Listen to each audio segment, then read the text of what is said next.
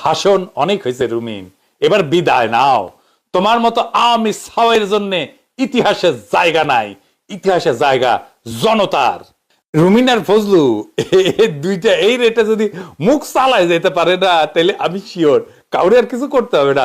BNP আগামী নির্বাচনে গোহারা আসবি, ফ্ল্যাট হয়ে যাবি। বিএনপির কর্মীরা $5 দিবি তখন রুমিন আর ফজলুরে, বুঝছাও? তো রুমিন ফারানা কইছে যে 32 নম্বর ভাঙ্গা আছিল বিভৎস রকমের মাগিবাজি, ইয়াতুকু বিভৎস রকমের মববাজি। তো এটা শুনেন, ওর কথাই শুনেন। 32 নাম্বারটা 24-48 ঘন্টা ধরে ভাঙা, এটা বিভৎস রকম একটা মববাজি। এবং সেই সময় আপনার নিশ্চয়ই মনে আছে হিন্দি গান বাজানো, তার সঙ্গে নাচানাচি করা, সকল কিছুই হয়েছে। রুমিন ফারানার আব্বু ছিল সোহরাওয়ার্দীর বডিগার্ডের দল করা লোক, আওয়ামী লীগের প্রতিষ্ঠাতা সাংগঠনিক সম্পাদক রুমিন ফারানা নিজেই কইছে, দেখেন। তো সেই হিসেবে রুমিন ফারানা আওয়ামী লীগের ছাও বললে কি ভুল হবে? হবে না তো। তো রুমিনের আব্বা পরে আওয়ামী লীগ করেন নাই, মুজিবের বিরোধিতা করেছেন। তো এটা না, এটা আদি পাপ করেছেন আর কি রুমিন ফারানার আব্বা। রুমিন তার আব্বুর করা সেই আদি পাপ, মানে আওয়ামী লীগের বিরোধিতা করার আদি পাপ, এখন হাসিনার লেসপেন্সারি করে পুষাই দিচ্ছে। সাব্বাস বাঘের বাচ্চা। রুমিন, আপনাকে একটা গোপন কথা কই।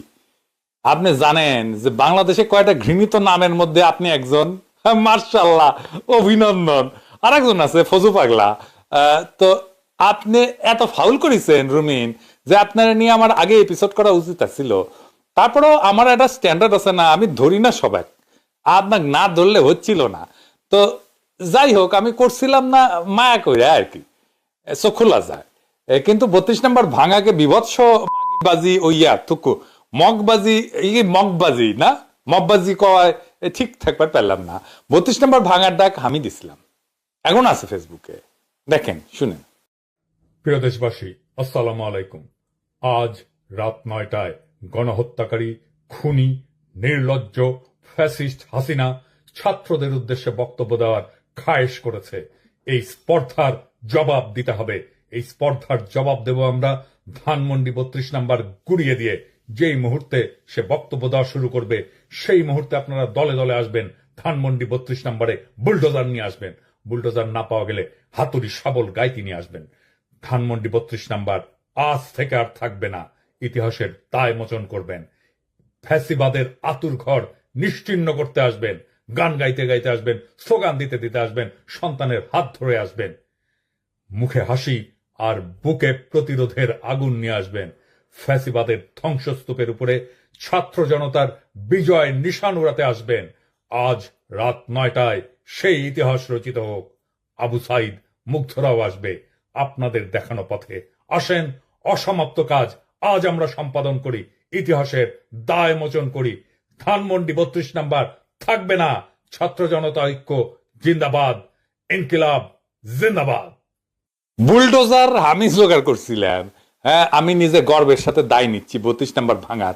ওইখানে হিন্দি গান গায়ে নাচানাচি হয়েছে রুমিন। হ্যাঁ, হয়েছে কিনা জানি না। নাচানাচি আপনি একাই হিন্দি গানের সাথে করবেন? হ্যাঁ, ইন্ডিয়ার ঠিকা নিছেন জন্যে।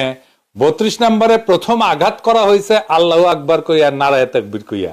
আপনি মনে হয় তখন ইয়ানফসি পড়িচ্ছিলেন, তাই খেয়াল করবার পারেন নাই। শুনেন এখন।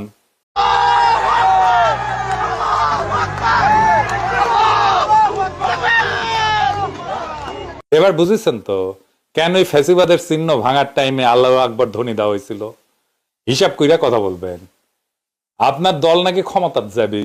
হ্যাঁ, নির্বাচনী ম্যানিফেস্টো দেন, 32 নাম্বার যারা ভাঙিছে তাদের বিচার করিবেন। আজকাল যারা মগবাজি যারা করিচ্ছে তাদের বিচার করবেন। ক্ষমতা থাকে লিখে দেন।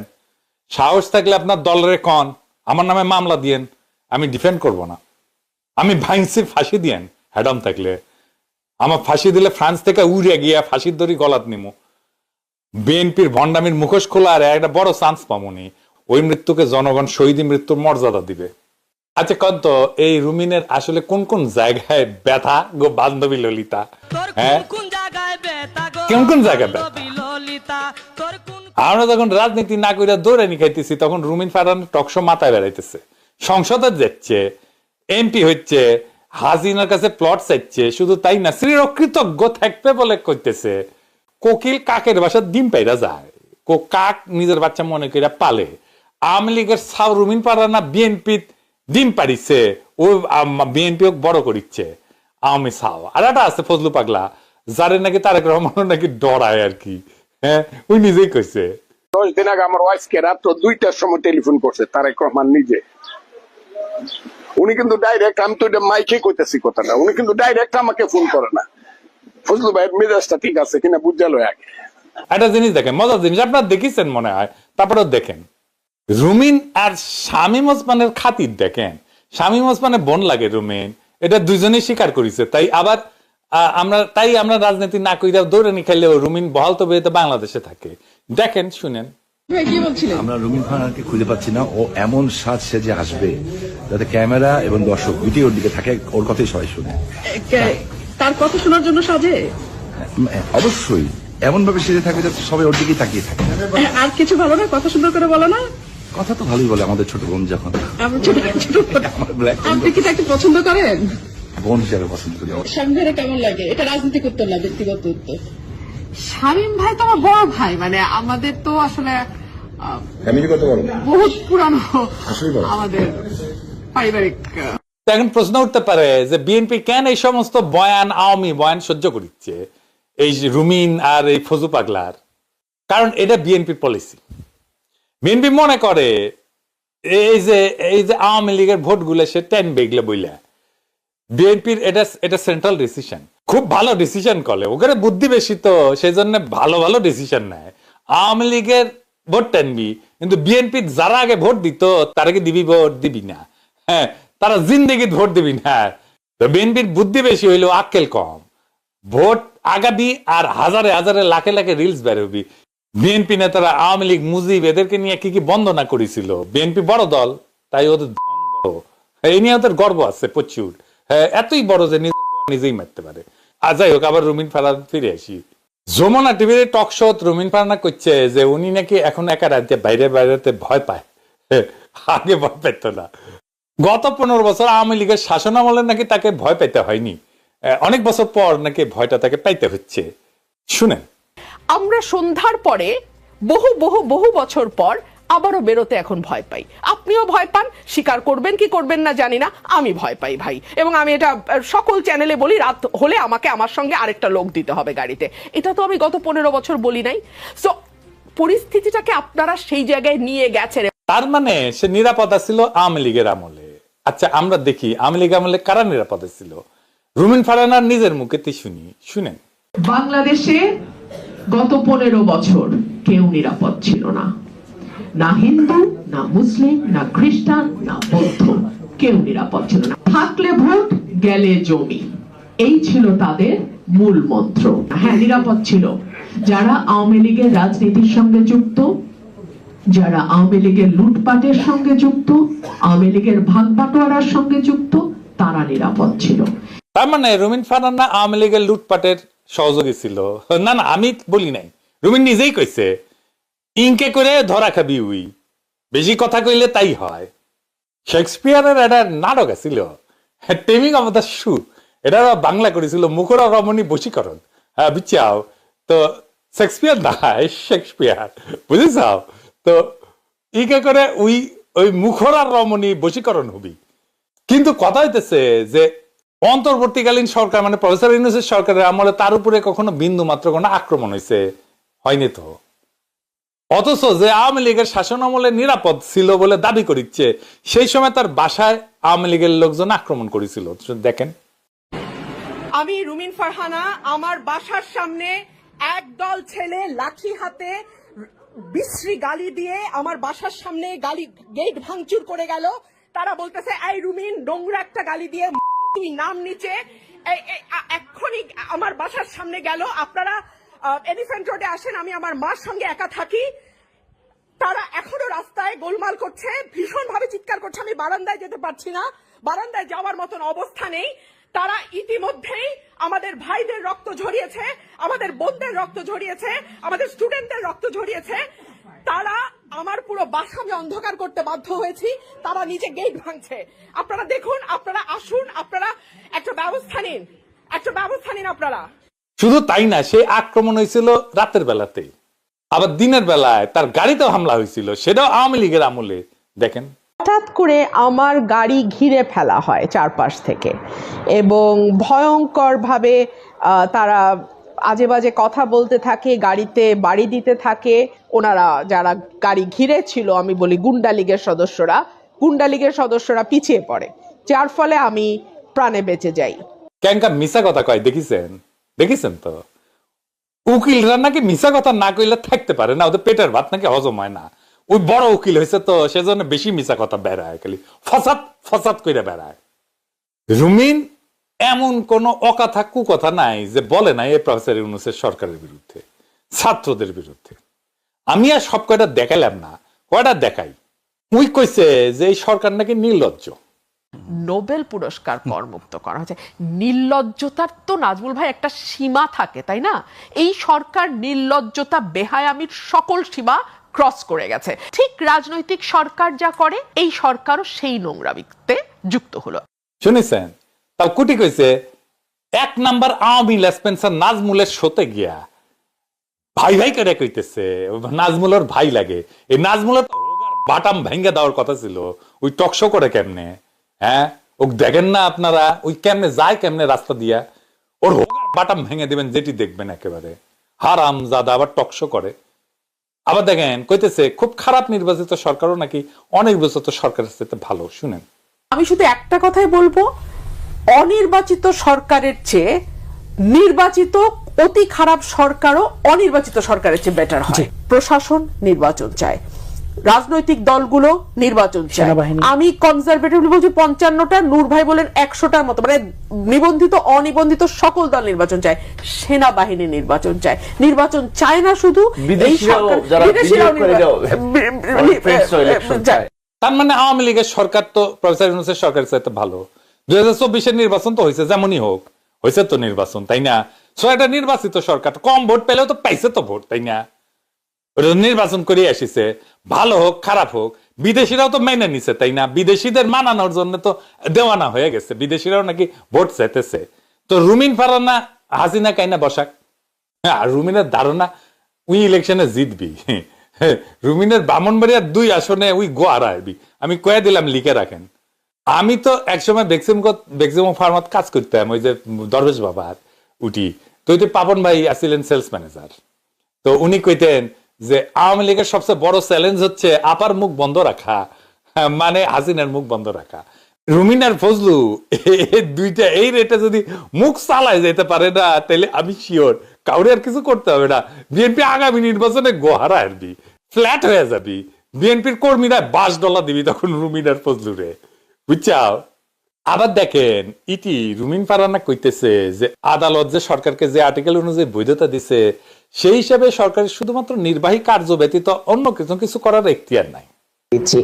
আইনজীবী হিসেবে এই সরকারের সোর্স অফ পাওয়ারটা কি? এই সরকারের সোর্স অফ পাওয়ার হচ্ছে সুপ্রিম কোর্টের একটা রেফারেন্স, যেটা article 106 of the constitution of Bangladesh অনুযায়ী নেওয়া হয়েছে। তো আর্টিকেল 106 অনুযায়ী যে রেফারেন্স সুপ্রিম কোর্ট দিয়েছে, সেখানে সুপ্রিম কোর্ট কি বলছে আমি আপনাকে একটু পড়ে শোনাই। সেখানে সুপ্রিম কোর্ট বলছে, গণপ্রজাতন্ত্রী বাংলাদেশ সংবিধানের অন্তর্বর্তীকালীন সরকার গঠনের কোনো বিধান না থাকায় উল্লেখিত প্রশ্নের বিষয়ে বাংলাদেশ সংবিধানের 106 অনুচ্ছেদ অনুযায়ী উপদেশমূলক এখতিয়ার প্রয়োগ করে বাংলাদেশ সুপ্রিম কোর্টের আপিল বিভাগ এই মতামত প্রদান করছে যে রাষ্ট্রের সাংবিধানিক শূন্যতা পূরণে জরুরি প্রয়োজনে মহামান্য রাষ্ট্রপতি রাষ্ট্রের নির্বাহী কার্য পরিচালনার নিমিত্তে অন্তর্বর্তীকালীন ব্যবস্থা হিসেবে প্রধান উপদেষ্টা এবং অন্যান্য উপদেষ্টা নিযুক্ত করতে পারিবেন। তার মানে কি দাঁড়ালো? এটা একটা অন্তর্বর্তীকালীন ব্যবস্থা, এটা একটা জরুরি সময়ের ব্যবস্থা, এবং এটি জরুরি প্রয়োজনে রাষ্ট্রের নির্বাহী কার্য, অনলি নির্বাহী কার্য পরিচালনার জন্য এই সরকারটি গঠিত হয়েছে। বেশ। এবং নির্বাহী কার্য বলতে আমি একজন আইনজীবীর ব্যাখ্যা আমি দেই, আমার ব্যাখ্যা, আমার ওপিনিয়ন যেটা, সেটা হচ্ছে ডে টু ডে অ্যাক্টিভিটিস। সেটা কোনো কৌশলগত সিদ্ধান্ত কিংবা কোনো fundamental change, সেটা আনা- চেঞ্জ অ্যাবসলিউটলি সেইটা আনবার কোনো এখতিয়ার এই সরকারকে, অন্তত এই রেফারেন্স যেটা এই সরকারের ক্ষমতায় থাকার একমাত্র বৈধতা দানকারী রেফারেন্স, সেই অনুযায়ী কিন্তু তার এইরকম কৌশলগত সিদ্ধান্ত বা পলিসি ডিসিশন নেওয়ার মতন এখতিয়ার নাই। আবার সেটা দাবি করে ইচ্ছা করতি জানেন, আজতক চ্যানেল, ইন্ডিয়ার আজতক চ্যানেল বিজেপির চ্যানেল, উঠি যায় ওই করছে এই কথা, আবার ওই আবার মাতম করে যে ও কেন কওয়া হয় ভারতের দালাল। আরে বেটা, তুই ভারতের এই বিজেপির চ্যানেলে যে প্রফেসর ইউনূসের গিবত গাইস, তো খাস দালাল তো কওয়া হবে, তো খাস দালাল সিল দেওয়া লাগবি, দেন এডিটরশিপ, দেন ম্যারাথন, দেন ছাপ্পা একটা ইন্ডিয়ার খাস দালাল কইয়া।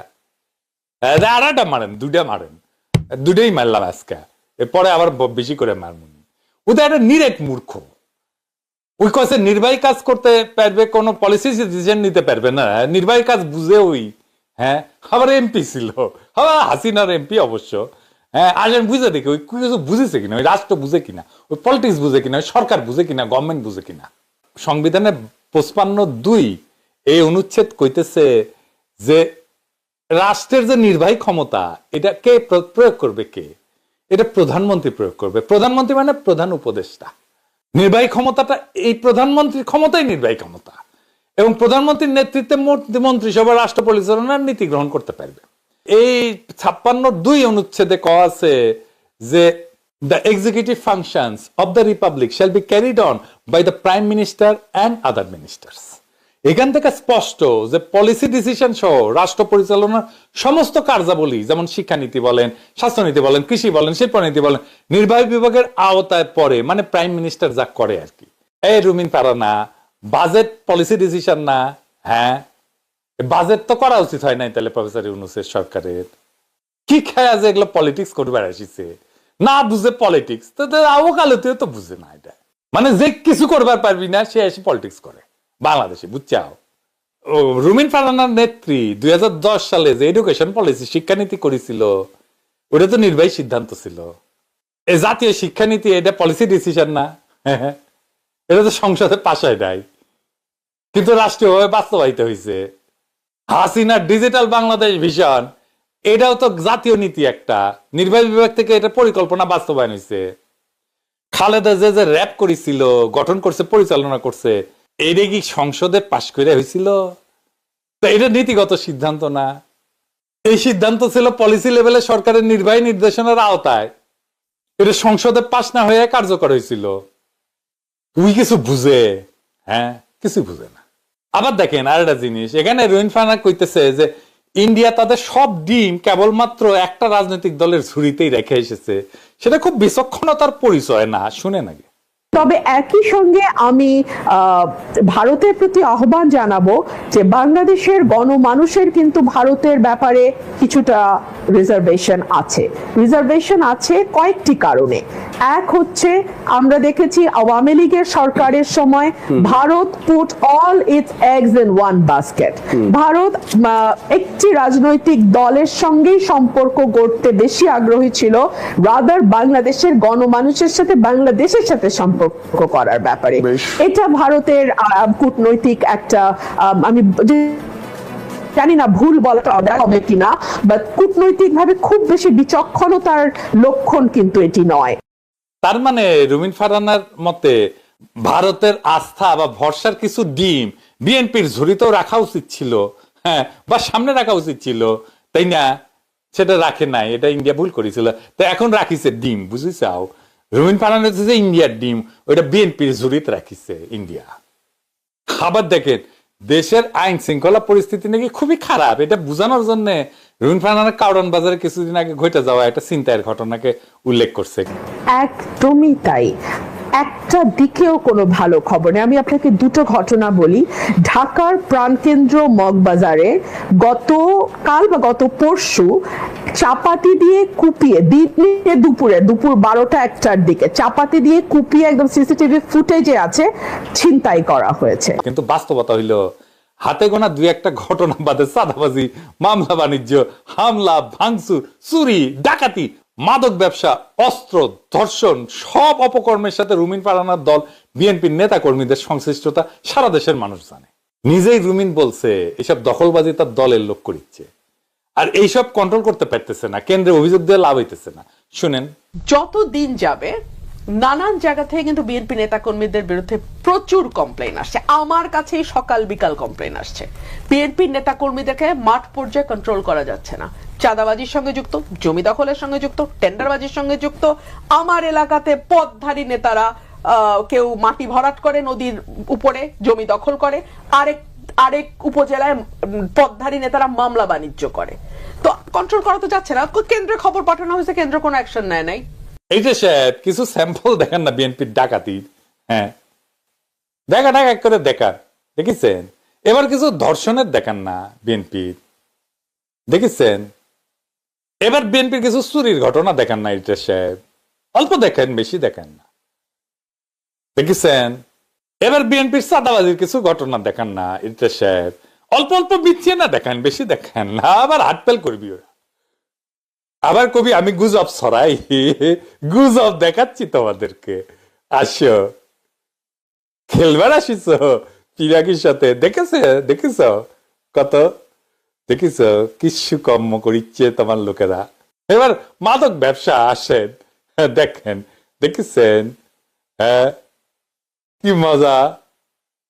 এবার আসেন, রুমিন ফারহানা কইতেছে যে ব্যবসা বাণিজ্য, আইন শৃঙ্খলা, কূটনীতি সহ কোনো দিকেই নাকি এই সরকারের আমলে কোনো সুখবর পাইতেছেন না। শোনেন, আপনি যদি সামাজিক অবস্থার দিকে লক্ষ্য করেন, আইন শৃঙ্খলা পরিস্থিতির দিকে লক্ষ্য করেন, ব্যবসা বাণিজ্যের দিকে লক্ষ্য করেন, কূটনীতির দিকে লক্ষ্য করেন, কোনো দিকেই কিন্তু আমরা কোনো সুখবর পাচ্ছি না। শুনেছেন? আচ্ছা আমরা রিজার্ভ দেখি, তাই না? অর্থনীতিতে তো আগে রিজার্ভ দেখে, তাই না? এখন রিজার্ভ কত ওই জানে? রিজার্ভ আছে প্রায় $25.8 বিলিয়ন। এক বছর আগে মানে 2024 মেতে রিজার্ভ কত ছিল? $24.2 বিলিয়ন। তার মানে এক বছরের ব্যবধানে 1.5 থেকে 1.6 বিলিয়ন ডলার বৃদ্ধি পাইছে। শুধু তাই না, প্রথম 10 মাসে প্রফেসর ইউনূসের সরকার যা ঋণ শোধ করেছে তা হাসিনার আমলের এক বছরের ঋণ পরিশোধের চাইতে 33% বেশি, গত বছরের ঋণ পরিশোধের চাইতে বেশি ঋণ পরিশোধ করে রিজার্ভ বাড়িছে, মুদ্রাস্ফীতি কমিছে, দেখিসাও? বিনিয়োগ বাড়িছে প্রায় 30%, দেখিসাও? ওই নাকি খুঁজে পায় না। খালেদা জিয়া চিকিৎসা করে ফিরে আসিছে না বিদেশে, বিএনপির মামলাগুলা খালাস হয়ে যাইতেছে না, রোহিঙ্গা ফেরত না এগ্রিমেন্ট হয়েছে না, গুতেরেস বাংলাদেশ ভিজিট করে গেছে না, আর রুমিন ফারহানার চোখে কিছুই পড়ে না। হ্যাঁ, এক নতুন বর শ্বশুর বাড়িতে গেছে, ও তার বউরে দেখিচ্ছে না, তো কয় সবাইরে দেখি কিন্তু কাউরেই দেখি না। তো রুমিন সম্ভবত ইন্ডিয়ার সাথে ব্যবসা বাণিজ্য, কূটনীতি এগুলো দেখতেছে না, কারণ সব ইন্ডিয়ান ডিম তো নিছে, তাই না? বিএনপি ওই তো ঠিকা নিছে, ইন্ডিয়ান ডিমের ঠিকা নিছে বিএনপি, তুই তো দেখিচ্ছে না ইন্ডিয়ার সাথে ব্যবসা বাণিজ্য, কূটনীতি এগুলো তো দেখিচ্ছে না, তাই সবাইরে দেখিচ্ছে কিন্তু কাউরে দেখিচ্ছে না। ওর কোন কোন জায়গায় ব্যথা, এই বান্ধবী ললিতা, বুঝেছেন তো? হ্যাঁ, আবার দেখেন এই যে রুমিন ফারহানা এই রিজওয়ানার উপর, আমাদের সুন্দরী কটার উপদেষ্টা রিজওয়ানা, তো রিজওয়ানার উপর স্যার দেখাইতেছে রিজওয়ানার কথার জন্য, কারণ রিজওয়ানা নাকি কইছিল যে বাংলাদেশ রাষ্ট্রের সৃষ্টি হয়েছে 53 বছর হয়ে গেছে, এর মধ্যে কোনো রাজনৈতিক দল কোনো রাষ্ট্রের প্রয়োজনীয় সংস্কার কেন করে নাই। হ্যাঁ, তাই সেতিছে ওই রেজাল্টের উপরে। তো পরিবেশ উপদেষ্টা উনি যদি ওনার পরিবেশ নিয়ে কাজ করেন তাহলে ভালো হয়। উনি যদি এখন সকল দিকে কথা বলে তাহলে মুশকিল হয়, কারণ প্রধান উপদেষ্টা যা বলেছেন ওটারই রিপিটেশন উনি করেছেন। এখন এর মাঝখানে তো 6 মাস, তাই না? ওনারা যদি সাকসেসফুল হতেন, 12টা সাবজেক্টে সাকসেসফুল হওয়ার দরকার নেই, 2টা সাবজেক্টেও সাকসেসফুল হতেন, রাজনৈতিক দলগুলো কিন্তু এতটা মরিয়া হতো না। ওনারা প্রত্যেকটা সেক্টর, আপনি খালি চিন্তা করে দেখেন কোন সেক্টরটা স্যাটিসফাইড, প্রতিটা সেক্টর ডিসস্যাটিসফাইড। কিন্তু বাস্তবতা হইল গায়ে লাগুক আর নাই লাগুক, রিজনা কথা তো সত্যি কইছে, তাই না? 53 বছর বিএনপি তো একাধিকবার ক্ষমতাতে আসিছে, রাষ্ট্র মেরামতের সুযোগ তো পাইছে, তাই না? এমনকি সংবিধান সংশোধন করার মতো সংখ্যাগরিষ্ঠতাও পাইছে। তাহলে কেন দেশটাকে এমন ভাবে গড়ে নাই যেভাবে গড়লে কোনো দখলই কখনো ফ্যাসিস্ট হয়ে উঠতে পারে না? রুমিন স্যার দেখাকার যাই করুক, প্রশ্নটা তো ভ্যালিড একটা প্রশ্ন। সেই প্রশ্নের গঠনমূলক উত্তর না দিয়া স্যার দেখাইলে হবে? হ্যাঁ, আবার এই ভিডিওতে আরেক জায়গায় করছে যে দেশের বাইরে থেকে কিছু ব্যক্তি নাকি তাদের হীন প্রয়াসকে চরিতার্থ করতে অন্তর্বর্তী সরকারকে পৃষ্ঠপোষকতা দিচ্ছে। কিছু গ্রুপ অফ পিপল যারা দেশে এবং দেশের বাইরে ইউনূসকে নিজেদের হীন স্বার্থে পেট্রন করে যাচ্ছে, তাদের বাইরে এবং যারা দেশের বাইরে থাকবো তাদের কিছু যায় আসে না। বাংলাদেশে যদি আজকে একটা ম্যাসাকার হয়ে যায়, বাংলাদেশের মানুষ যদি মানে ডুবেও মরে যায়, এই লোকগুলোর কিন্তু কিছু যাবে আসবে না। তারা দূর থেকে বাংলাদেশকে অস্থিতিশীল করছে এবং ইউনূসের পেছনে থাকার ভান করছে। বাইরের লোক কারা? রুমিন ফারহানা। হ্যাঁ, তো এই যে দুদু আর আব্বাসদের মতো আমাকে বুঝাইতেছেন হ্যাঁ কি হীন প্রয়াসে আমরা এই সরকারকে সমর্থন দিচ্ছি। পরিষ্কার করে কইবার পারবেন ধান্দাবাজি করছি কোন? হ্যাঁ, আওয়ামী লীগের আমলে তো চাতক পাখির মতো চেয়ে থাকিছিলেন আমাদের দিকে, পাঙ্খা গজায় গেছে না হাসিনা যাওয়ার পরে? এখন আমরা খারাপ হয়ে গেছি, তাই না? আমরা তো ভালো না, ভালো লিয়ে থাকো, এখন ইন্ডিয়া ভালো হয়ে গেছে। আমাদের কি হীন উদ্দেশ্য আছে? রুমিন ক লাগবি, কি হীন উদ্দেশ্য আছে? আমাদের কি প্রয়াস আর আপনাদের কি মতলব দুটোই মানুষ জানে। মানুষ জানার পরে নির্বাচনের বিরুদ্ধে দাঁড়াইছিল কলে, মানুষ জানার পরে কিন্তু কইছিল প্রফেসর ইউনূসের সরকার 5 বছর থাকুক, কইছিল না? নির্বাচন যারা করতেছে বিএনপির লোকেরা বেশি বেশি করতেছে। আমার কথা হলো যে নির্বাচন দিয়ে বর্তমানে কোনো লাভ হবে না, পূর্বের অবস্থার চেয়ে আরো খারাপ অবস্থায় চলে যাবে। 5 বছর ইউনূস সরকার থাকবে, 5 বছরের সংস্কারের পর সুন্দর সাবলীল একটা মানুষ যেন ভোট দিয়ে বলতে পারে যে আমি আমার ভোট গেছি, এই ভোটটা আমার গণনা হবে, এই ভোটের ম্যান্ডেট এটা প্রতিফলিত হবে। তার আগে আমরা ভোট চাই না। না, কোনো নির্বাচন দরকার নাই, কোনো নির্বাচন দরকার নেই। কিসের জন্য নির্বাচন দরকার? নির্বাচন সরকার তো আওয়ামী লীগ ছিল, বিএনপি ছিল, জাতীয় পার্টি ছিল, কি করেছে বলেন তো? কি করেছে? এভাবে হাহাকার। এখন তো মানুষ খাইতে পাচ্ছে, সবকিছুই সুন্দরভাবে চলছে, কোনো হাহাকার নাই। চালেরও বাবা একটু বাড়ছে, 10 টাকা 5 টাকা বাড়ছে, এটা কোনো ব্যাপার না, এটা আবার সিরিয়াসলি চলে আসবে। নির্বাচন চাই না আমরা, নির্বাচন চাইলে সকল তো লুটবো। এমন কোন বিএনপি চাইলে বিএনপি লুটবো, বিএনপি থুয়ে দিব না করে। এই আরো 5 বছর থাক, এই দেশের মানুষ ভালো থাক। যে সরকারি আইব লুটপাট করবো, মানুষের গুম খুন করবো, এই কামে। নির্বাচন আরো পরে দেওয়াটাই উত্তম আমি মনে করি। এখন যে পরিস্থিতি দেশে, ঠিক আছে, আরো পরে দেওয়াটাই ভালো মনে করি আমি। দেশ এখনো মনে করেন যে শিথিলের মধ্যে আসে না, ঠিক আছে। নির্বাচন আরো 2-4-5 বছর পর হওয়াটাই আমার হিসাবে বলি ভালো। আমরাই কইছি ফেব্রুয়ারিতে নির্বাচন হইতে হবে। আমি আগে কইছি। আমাদের পাশে জনগণ দাঁড়াইছে আর আপনাকে ধুয়ে দিছে, বেশি খুশায়েন না। হ্যাঁ, তাইলে কলে একেবারে ফ্ল্যাট করিয়া দিমু। একেবারে সাবধানে কথা বলা শিখেন, অন্ধকারে ঢিল মারবেন না, জবানকে হেফাজত করবেন, বেশি বাইরবেন না, আওয়াজ নিচে। রুমিন ফারহানা আসলে কোন রাজনৈতিক আদর্শের প্রতিনিধিত্ব করে না, সে একটা প্রতীক, এক আত্মসর্বস্ব সুবিধাবাদিতার, যেখানে আদর্শ না প্লট জরুরি, যেখানে লড়াই না লাইমলাইট কাম্য টকশোয়ের। একদিন আওয়ামী লীগের নিরাপত্তায় নিশ্চিন্তে ঘুমান, পরদিন বিবেকবান বিপ্লবীর মুখোশ পড়েন। অথচ দুইটা চরিত্রের মাঝখানে যে রাজনৈতিক সততা লাগে এটা তার নাই, থাকলেও তার দলের না, নিজের ক্যারিয়ারের, নিজের সুবিধা পাওয়ার অনুগত। 32 নম্বর ভাঙার ঘটনাকে যারা মববাজি বলে, তারা ভুলে যায় যে সেই ভাঙনই ছিল মানুষের ভয়ের মূর্তি ধ্বংসের এক প্রতীকী যুদ্ধ। সেখানে রুমিন ছিল না, সেইখানে না ছিল রাস্তায়, না আদালতে, না মাঠে, কিন্তু ছিলেন টিভির আলোয়, মঞ্চের ভাষণে আর আওয়াজহীন এক প্লটের আবেদন পত্রে। রুমিন আজকে যা বলে কাল তা অস্বীকার করে, আজ যারে গালি দেন কাল তারে ভাই বলেন, আজ যাদের ঘৃণা করেন কাল তাদের দাওয়াতে টকশোতে যান। কারণ একটাই, কারণ তিনি বিশ্বাস করেন জনগণ ভুলে যাবে, জনগণ মনে রাখবে না, জনগণ বেকুবের বাচ্চা। এই জনতার স্মৃতি এখন কেবল প্রতিবাদের না, বিচার করার স্মৃতি। রুমিনের মুখোশ খুলে গেছে, এখন তিনি শুধু আরেকজন আওয়ামী কন্যা, বিএনপির ছাতার নিচে দাঁড়ায় জনগণকে ধোকা দেওয়া এক প্রতারক, তার ভবিষ্যৎ রাজনীতিতে না, তার ভবিষ্যৎ এক সময়কাল লজ্জার পোস্টার হয়ে ইতিহাসের দেওয়ালে ঝুলে থাকার। আর আমরা সেই দেওয়ালে শুধু একটাই কথা লিখে যাব, ভাষণ অনেক হয়েছে রুমিন, এবার বিদায় নাও। তোমার মতো আওয়ামী ছাওয়ের জন্য ইতিহাসে জায়গা নাই। ইতিহাসে জায়গা জনতার। জনতার সাথে প্রতারণার বিচার জনগণই করবে, জনগণ হিসাব দেবে, ভোটের বাক্সে হিসাব দেবে। সেই দিন বুঝে নিও। ইনকিলাব জিন্দাবাদ।